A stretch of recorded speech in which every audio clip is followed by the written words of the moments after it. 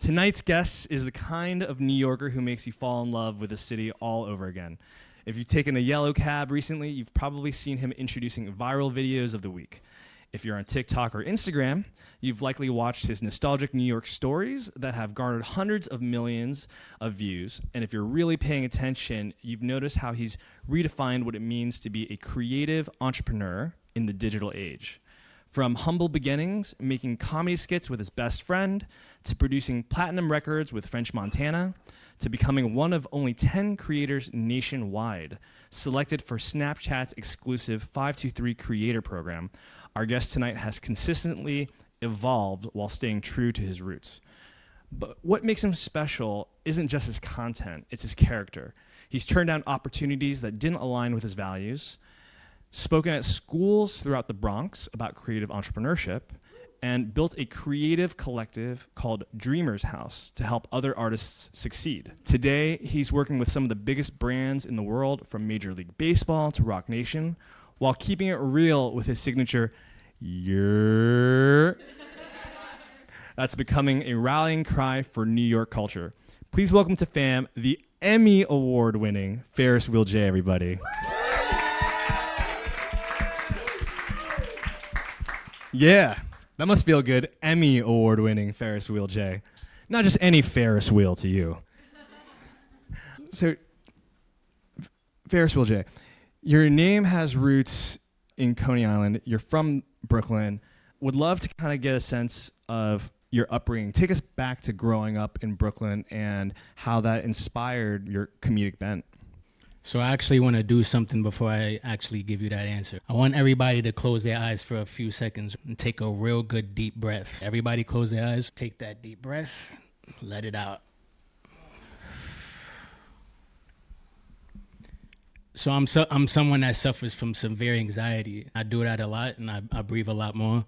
I wanted everybody to start with that because we're in a city that's always constantly going and driving fast, and we just need a pause sometimes. So now I can get to my answer. I'm from East New York, Brooklyn. The cliche, from the roots, from the hood. I was raised with my uncle, Vinny, who's here. And Ferris now, I want to say, grew since I was a child, right? They used to tell my mom, your son thinks he's Ferris Bueller. The Ferris wheel, obviously, from Coney Island, was an amusement park that I went to a lot as a child that I loved. And it was always just something that was special to me, just seeing all the time. My name's Justin. And then, I'm not reinventing the wheel, just putting it all together. I read that you started making videos with a VHS camcorder with one of your best friends as a kid, and now you're in every yellow cab in New York City. What's the wildest "how did I get here" moment that you've had? Yeah, shout out to my bro Paul. He couldn't come tonight, but we started doing literally I grew up watching In Living Color, and that's a show that a lot of people don't really know of. And Living Color was a show I watched with my uncle growing up that I saw that was the first cast that I saw that was completely diverse in the 90s, of people of all different colors, shapes, sizes, everything. And they worked with each other in unison. And it was really special to me. It was just something that showed me why I wanted to do where I'm at today, in the sense of what I was creating, Ferris, and everything of where I'm going and taking it with making it sustainable. That's the main thing, right, of making it sustainable. And then, just where I'm at today. For those of you who don't remember In Living Color, or who were born after 2010, In Living Color, Wayans Brothers, and also Jim Carrey. Yeah, that's where he started. Jim Carrey, and J-Lo was actually a fly girl. She was just a dancer there. Jim Carrey. It was secretly the better version of Saturday Night Live. Pretty much everyone says Mad TV and Saturday Night Live got their inspiration from that show. Yeah. Right. I'm curious, you're talking about, your family, your Uncle Vinny, shout out Uncle Vinny. From what I've heard, he's also a music producer. And so growing up, you were in this family of music producers. What role did that kind of creativity play in your upbringing? Well, back to what we were saying before, when I was doing the skits for my best friend, we always were around music, right? Seeing my favorite music videos. I think the first ever music video I saw as a kid was Eminem's The Real Slim Shady. And then growing up, Busta Rhymes, I think Give Me Some More. those videos now, if you see like the Baby and certain people today, they literally mimic those style videos that were from the 90s. Being around music, it just kind of like wanted me to make my own thing, right? Because I saw like my uncle and my dad like making something that was in their head from scratch, and then hearing it now. And I was just amazed as a little kid just watching that come to fruition. And then at the same time, seeing them work with directors, in a sense, like people that were making the visuals for their music, it just made me really intrigued with it. And, you know, I pursued it. I pursued music first, actually. I was a music producer / rapper first. I mean, I think most of us know you as a content creator, host of What is New York, but little did people know that you also were a musician yourself, rapper, and you've been on some pretty big... Yeah. Me and my uncle produced Off the Rip for French Montana. That was like our claim for like the New York City record, the summer anthem. But we also did a record, a K-pop record that went #1 out there. So we have like a bunch of great accolades with each other. People didn't, and my rap name was Just in Time. Just in time. Always on time. Even though we're a little bit late tonight. You know, it's so interesting because so much of like creativity is multifaceted, right? Like people want to pigeonhole artists into just one bucket. You're a musician or you're an artist. You're creative in a lot of different ways: music, content creation, video, acting. So you actually started as a musician, and then what happened after that? What happened, you know, post making K-pop? So we weren't making money with music, right? But when you have a passion, you don't do it for the money. And we weren't doing it for the money. I personally myself just started getting jaded, and then I went into the fashion industry. So I eventually became a celebrity woman stylist. And it's funny, I fell into that by mistake because women shop, right? And we know that. And what I saw in retail when I worked on the men's floor was that men don't like to wear or try on clothing. They just go in and out, and they're like, yeah, I'll try that, or just in and out. Women like to piece things. They like to put it together. And that's what made me become a stylist, when I would help the men that weren't buying anything, buying stuff for their girlfriends or their wives. And then I turned that into actual like a career where I got like a salary job, and I had a staff of 20 people at one point.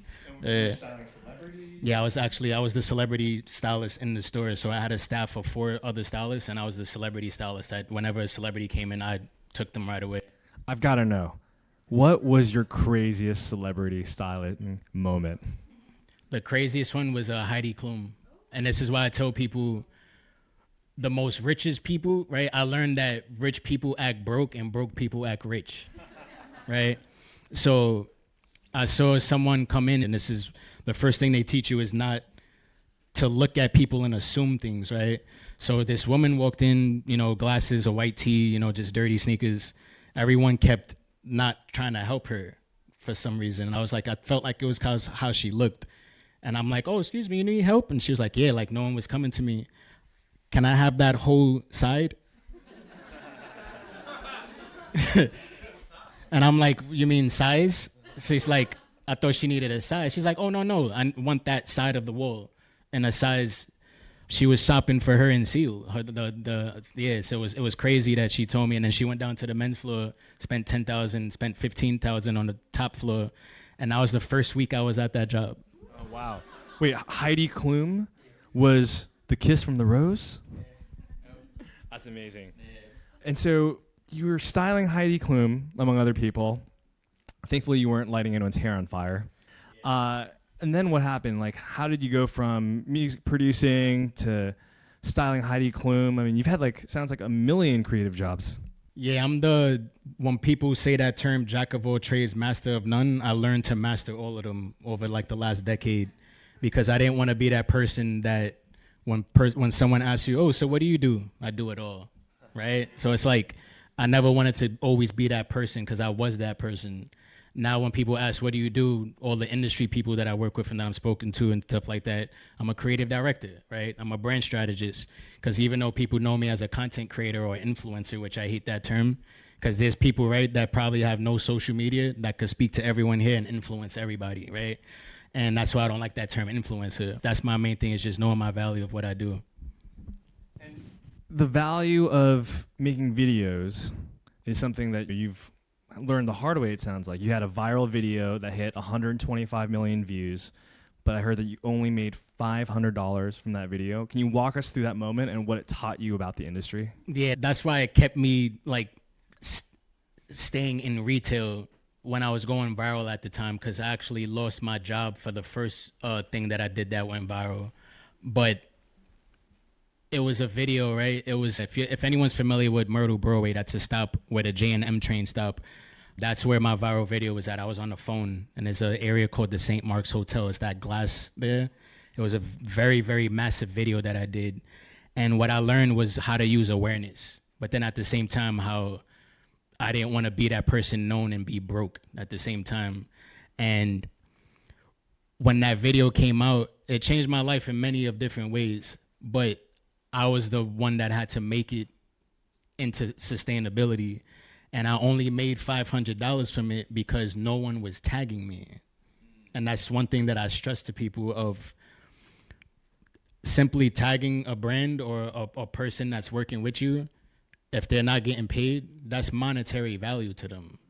And people don't understand that. Probably like a decade, the most biggest platforms were posting my content and putting like their stamp on it.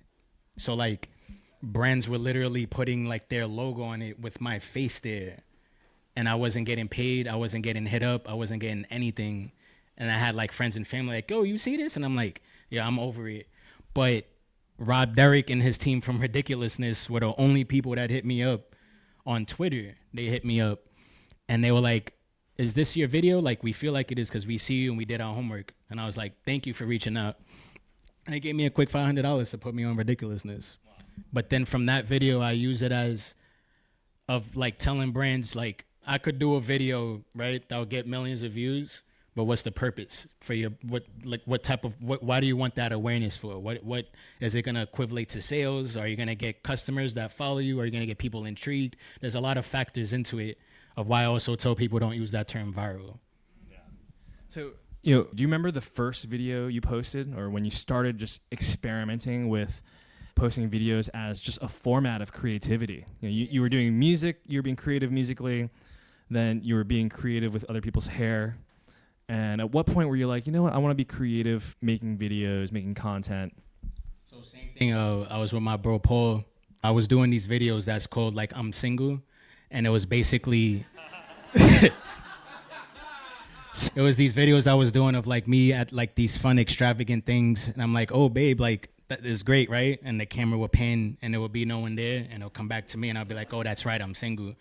So those videos that was the first time I was doing content that, yeah, it was like a skit in a sense, but I was actually thinking of what to do. I was like creatively, all right, I'm gonna do this. I'm gonna have the camera person do that.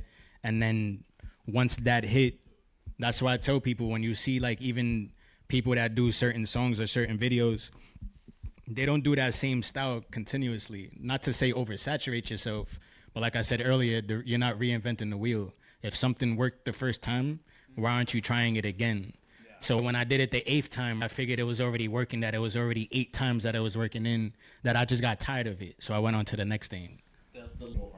Yeah. It's incredible, like, the getting laid as a motivator. So much art. To be fair, like a lot of content people use content for the wrong things and like not the right ways. And like, I'm a musician, I know. Yeah, and like there's a lot of content people that y'all are a fan of that y'all probably, I would never say names. I don't air dirty laundry, but they're not good people. And I learned that working with them, right? Because their managers hit me up of how do I go viral? I want my guy to go viral. I got 1 million followers, but I'm seeing them talking to their teams like trash. I'm seeing them talking to their fans like trash, right? So. You had that successful moment with that video, and then you posted another video, a Times Square McDonald's video that blew up everywhere. Take us behind the scenes with that. For the folks who haven't seen it yet, can you walk us through what this video was? It's just always fascinating to get a glimpse of the process. Some of us actually do them, and some of them actually blow up. This one really blew up. Yeah, so it was basically like something, we all have nostalgic moments, and it was basically me going to the old Times Square McDonald's. And then I see something and I'm like, and I get super, super sad and I turn it and it's that McDonald's closed. So here's the funny thing, right? As big as that video blew up, that was an evergreen video. And I'm going to teach people if they don't know that term, evergreen, right? That was a video I shot 3 years ago that I just posted a few weeks ago, right?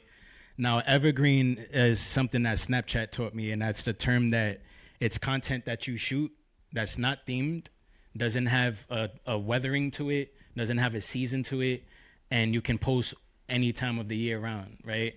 So, for instance, if you post something and you see Santa Claus, right, you clearly know that that's probably around Christmas or something around the holiday time. You're not going to post that around Easter. But if you're posting something, right, that if it's not raining, but you're wearing a short sleeve shirt, but they don't know it's 60 degrees outside and it's cold, you could post that anytime all year round. And I have about 50 videos that I posted 4 years ago that are all in that realm. And then I have 2 years worth of Snapchat content that I didn't post anywhere else that I could post on IG and TikTok.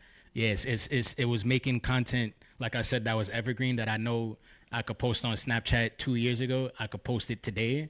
But then telling myself, what if I didn't want to really do content right now and I want to focus on something else like I am now? That's a really interesting strategy, because sometimes you do want to ride the trend of the weather or the season or some moment that's happening. But other times you just have stuff that you just want to keep in your back pocket for any time of the year. 100% of the trendsetters that I personally know all stopped and went back to their day jobs. Because another thing I'm going to say to people respectfully, and I mean this in the most respectful way, about 98% of the content creators have a daytime job. And they will never tell you that. So when I saw people with millions of followers that y'all know, behind the scenes with me with their management, saying, yo, I don't want to be a DoorDash driver anymore. And I'm like, bro, you got 4 million followers. But how do I make money like you? How do I get opportunities like you? If I have 4 million followers, I'd have $4 million. And I learned that with those people, like I said, clout is a drug, views and all of that stuff, that it's like a drug to them. That's why a lot of them are dormant and they do the same thing. Artists and creators today have to be entrepreneurs, right? They have to figure out how to make their art make a living. It reminds me, of how many folks here remember or know of the American composer Philip Glass. He's one of the most famous living American composers, and to the day he retired, he was not just a taxi driver, but he was also a plumber. Not only did he have one, he had 2 jobs while also being the Philip Glass. And this is a guy that he blew up in the 70s, right, in his 30s, and retired at the age of 65 and still held not just 1, but 2 jobs. And so much of making art is about making art.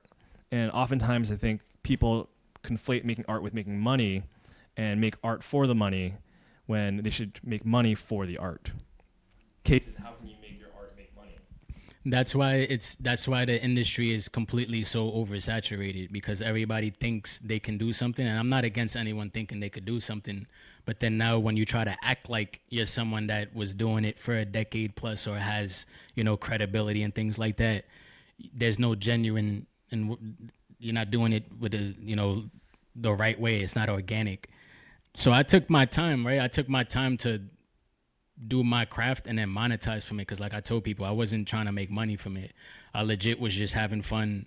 And I have the same success story like the other people you heard during COVID. Because that's literally when I started the short stories that I was doing and the nostalgia type things that people were seeing me do. I wasn't doing it for 10 years. I was doing what I was pursuing for, a decade plus.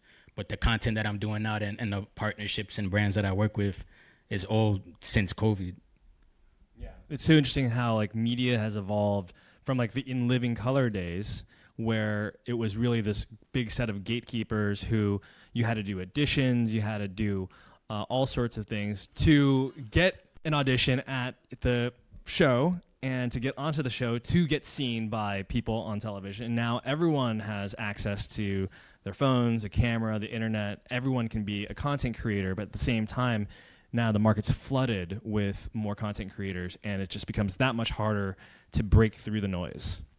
But at the same time, right, shout out to my big bro Santana right here. Santana now is someone who he discovered me during COVID, the same time of like seeing my content. But he already had awards. He was already like amazing at what he does. Was already Emmy nominated before we went together. And you know, when I saw him doing certain things and he reached out to me, he was like, yo, I know the whole content world, but you stick out. So at the same time, even though it's oversaturated, that's why I stuck out with Snapchat. That's why I stuck out with all of these brands that I'm only at 60K on IG, 100K on TikTok, but I have deals bigger than people that have millions of followers.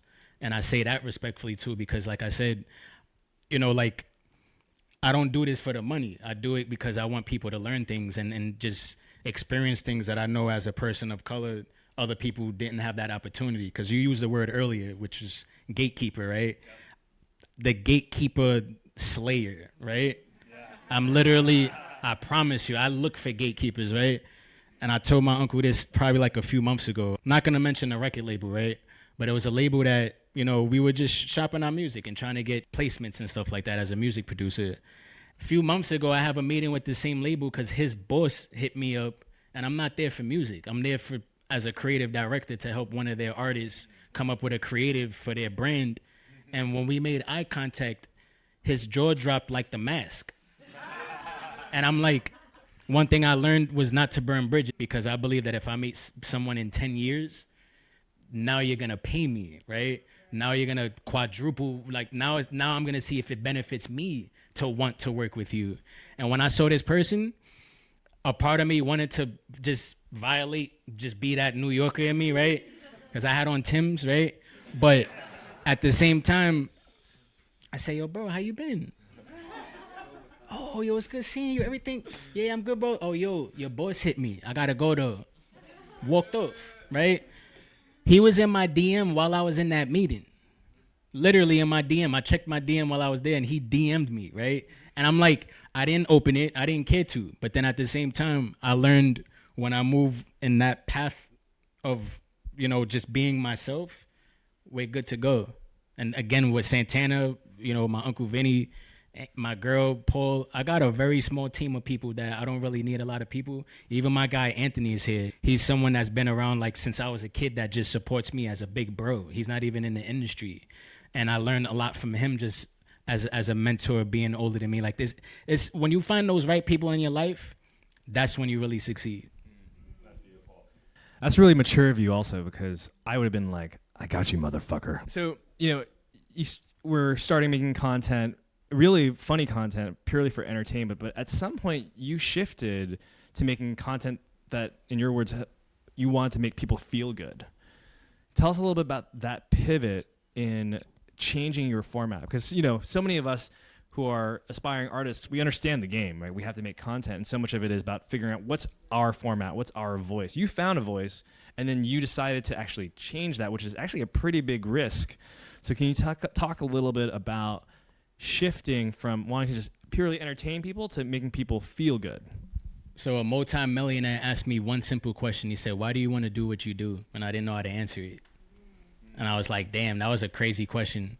So then all of my content, when I looked at it, a lot of the people that I was a fan of, the comments that they had, laughing my ass off, LOL, laughing emoji, crying emoji, they weren't words, right? They weren't like connections in a sense. And when I started doing like my nostalgic content and my short stories of saying things of my life, and I saw how millions of people were resonating with it and writing comments, and my content, to put it in perspective, went from the LOLs and the laughing emojis to people tagging 6 people and writing memories and tagging friends that they didn't remember. I had people in my DM saying, yo, bro, you connected me with friends that I forgot about that just tagged me. And now my content connected me back with my 2nd grade teacher. So it's like when I was doing that type of style that people felt it, as opposed to laughing at it. It's that whole thing, like, are they laughing at you or with you, right? I felt like everyone was laughing at me at that point. And when I started doing the nostalgic content that people were laughing with me because it was my moments, I was like, I got it. Yeah, and that led to some great success, including you had an ode to New York that was nostalgic and might have won you some major awards. In fact, it is a gift from Santa. Santa, you're the best. So fresh. The seal it didn't get mailed in yet. My name isn't on it yet. That's the one that when you win, you get the name in the mail. Can I touch it? Oh my God. Woo. I have touched an Emmy. That's incredible, man. And I think what's really interesting and inspiring to me is that you as an artist, you're not just purely about entertainment. You're able to weave in a level of depth that resonates not just in your head, but in your heart as well. And I think being able to touch people across multiple dimensions with your art is so important for really transcending all the noise that's out there. Speaking of touching lives and hearts, one of the things that I think is really interesting is your work in your contributions to the community. I know that you learned that over 60% of schools in the Bronx don't have functioning libraries. And so how did that... So shout out to Ray. He was actually the one who helped us win this Emmy. He's in the DOE, and he basically he made a program and a website that has these kids learning like the ABCs, the 1, 2, 3s, you know, the fundamentals. And he had me speak out in one of the schools in the Bronx, and I got to speak to the principal, and I learned so much that it was just like, it's borderline disgusting how they treat like, you know, teachers in certain like, you know, venues and things in our life that we need, especially for the future of children. So this principal was basically telling me like, yeah, a lot of people don't know that it's the Bronx that is really, really struggling, right? And a lot of people don't know this about me until my Bronx people's actually shouted me out super heavy for it. The Bronx is always clowned on in content. Even people from the Bronx clown on content on themselves, right? The Bronx is the only borough I've never touched on to make fun of. I have yet to say anything bad about the Bronx, purposely, because I got friends and family there, for one thing. I haven't even played Staten Island. Staten Island, technically, they call it the cousin of New York, right? But I still haven't played Staten Island because I know people. Why would I want to offend anybody for views, for nothing like that, right? You can offend Williamsburg all you want. Let me be real.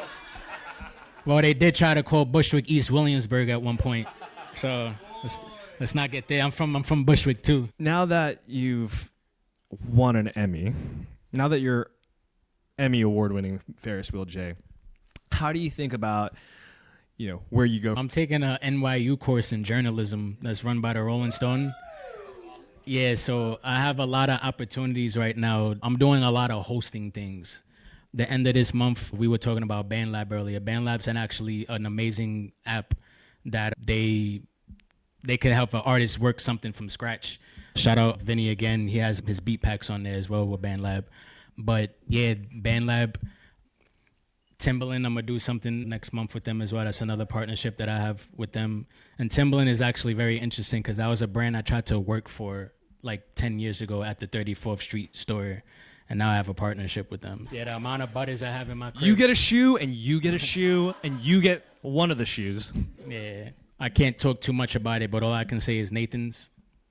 And what's funny about that too is, right, I'm gonna be the person to end the deaf term to glizzy, right? Because people annoy me that they'll still call it that, but then still eat it at a barbecue behind a tent and try to hide it. Like, it's a hot dog, bro. Like, get over it. Like, it's food, right? Like, it's food. And if they know how much, yes. And then so I also have a press pass. That's something I've been telling a lot of my friends too that are like photographers or people that do like lifestyle content, right, that want to show things around New York City.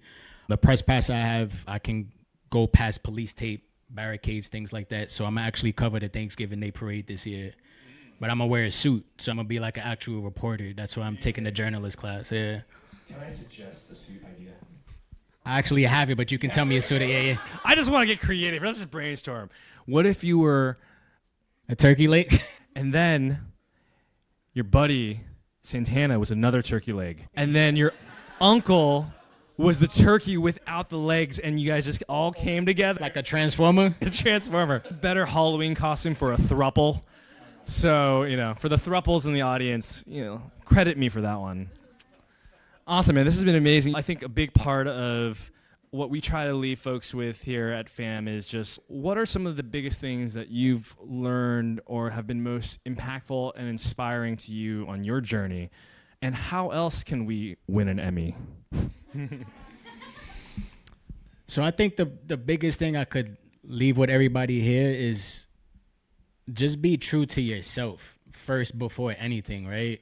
Always be true to yourself and never change who you are for anybody, a brand, a dollar amount, anything.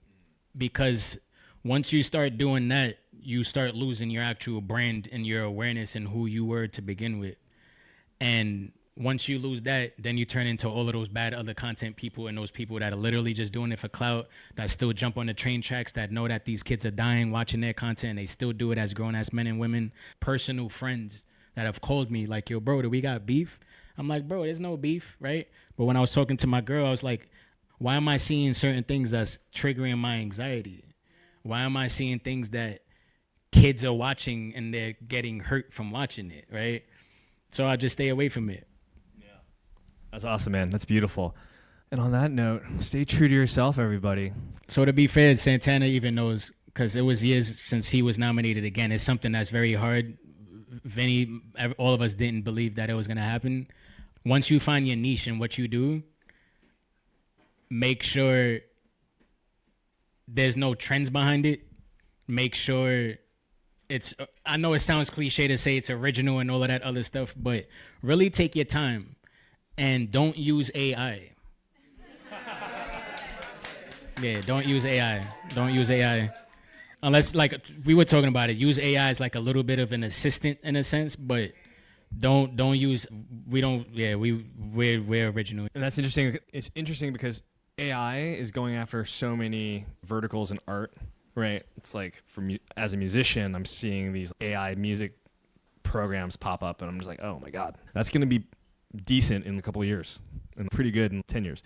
But content creation, you being in front of the camera, that's something that it's going to be a while before AI is going to replace that. But at the same time, you can use it as an assistant to help you make your content while still being authentic to yourself. Yeah, that's why, like, we were saying it too. AI, you can say, prompt me the world, right? But then at the same time, they're not going to be as creative as you if you're a true creative. That's why I always tell people, if you're that true creative, you'll know if it's for you. Musicians, artists, anybody, right? Whatever you want to do, you have to realize now if this is something that you want to do professionally as a career or if this is something that's a hobby. And there's nothing wrong with it being a hobby. But then when I had people telling me my dream is voiceovers, and because I have millions of views with my voice, I thought I can get auditions and go to castings and get a role. It's been 5 years since that ever happened. So when I had casting directors telling me, where'd you go to school? They don't know my content. There was that professional aspect that I missed from that. Same thing with rappers. I know mad rappers that I'm like, yo, bro, like, you still performing with your full song? Like, do you have a TV track? What's the TV track? Right? So it's like things that you got to go back and just do your fundamentals and your homework, which there's nothing wrong for that. But no one's going to take you seriously if you're not taking yourself seriously first. Yeah, that's beautiful. And the thing that AI can't do is be you. And ultimately, it's about being you and figuring out your voice and being truly authentic. So thank you for that. All right, guys, we're going to open it up to a few questions. I know we're running a little bit behind. But what we're going to do is we're going to raise hands. We're just going to pick people completely randomly. Hi, my name's Lottie. I'm a content creator. My question for you is, in terms of scaling, not just with the content, but with your team, what kind of advice do you have for that? Because like you can have a video that goes crazy and then you have all these requests coming in and all these opportunities and all these other things, but you might not have people in position or maybe be in the mental space to be able to capitalize on that opportunity. So what's your advice in that situation? So that goes back to what I said earlier when we had all the people that we were recording with. It was me, him, Vinny. We were setting up a lot of things, but Santana had taught us to shoot 6-7 hours, right? In one day, you're doing 7-8 different episodes or whatever you're doing, whatever the series or it is. If those people are professional and they can do it like a real set, right? That's how I learned content people never been on a real set. Because when Santana was like, yeah, we're going to do an all day thing, they were like, all day? And I was like, what? I've been on background for set for 13 hours. And they were complaining about 6-7 hours. So if you could find a team that can do a bulk shoot and you can do multiple things, have people bring multiple different outfits, do different themed things, now you can take those ideas that you wrote in your book and formulate a bunch of them. Now what we basically do, we're just focusing on the ones that we know we can like make some money off of, in a sense, you know? Mm-hmm. Next question, right there. Okay, how do we not just make content that works in the machine, the algorithm? How do we make content that doesn't just get us followers, but also gets us dollars? Like, how did you not end up like the person with 4 million followers, but still working DoorDash? You know what I'm saying? Cross-farming. And cross-farming content is basically, I was experimenting, right? So real quick, I had a filter. The filter, Snapchat has the best filters, by the way, if y'all don't know by now. But Snapchat, I did a filter with the pigeon, and I was a pigeon talking to a New York City therapist. So it's basically a talking pigeon with a therapist. No one's seen it unless it was on Snapchat. But I had a therapist session that I was testing on there. I did like a little clip of it, posted it on IG, but posted the link for my Snapchat on my IG, and then did that on TikTok. So I pretty much triple cross-farmed to see who would go to what, and then experimented of which one worked the most. And that's how I was seeing which platform I could make money from, which platform I could make opportunity from. Yeah, just to add. I could have texted you, right? Nah, honestly, this is just a learning experience for everybody. Hi, my name is Cyphus. I do a bunch of other stuff production-wise, but I just wanted to piggyback off of what he was talking about and talk about the importance of creating family-oriented content as well as content that isn't so raunchy or profane. What are your thoughts on that, and how do you think that propelled your career? Nah, so when I stopped, that was the first thing Snapchat told me. They had the top 100 content creators. In perspective, I'm going to tell you real quick. Snapchat had like a top 50 or 100. I don't recall, but let's just say top 50 content creators in New York City. And out of the top 50, only 2 didn't curse. It was Jazzy's World, who's the little girl that interviews everybody. Me and her were a part of the same class. And then me, the tattooed guy, was the only 2 people that didn't curse out of the top 50 people. So it drastically meant a lot. So once I stopped cursing and stopped doing everything else, that's when I started getting massive opportunities. That'd be a lesson. Get that Disney money. You're going to be in the next Marvel. I can feel it. All right, guys, give it up for Ferris Wheel J, everybody.